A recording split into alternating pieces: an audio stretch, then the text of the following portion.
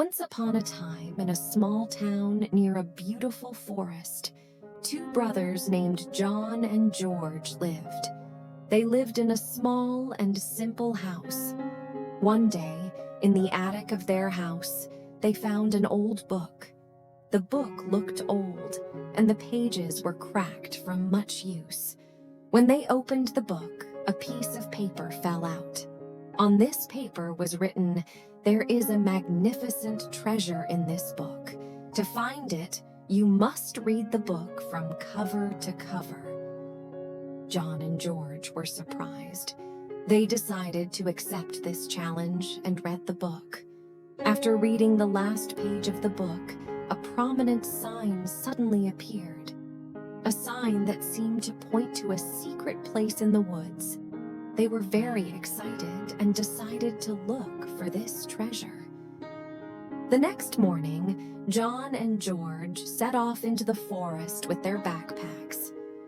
Crossing rivers and passing through forests full of tall trees, they reached a spot in the forest that matched the address.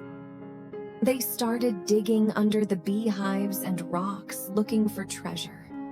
Hours passed and they were tired, but still hopeful. Finally, they found a wooden box under a big stone. They opened the box and looked inside.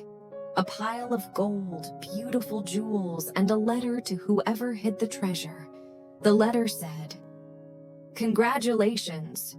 Your bravery has earned you the reward of treasure. Use this wealth for good." John and George returned home with their treasure and decided to spend part of this treasure to help people in need. First, they approached the local hospital and offered cheaper donations for needy patients and medical equipment. This improved the health of the people in the city. Also, John and George decided to build a school for needy students and provide them with books and school supplies.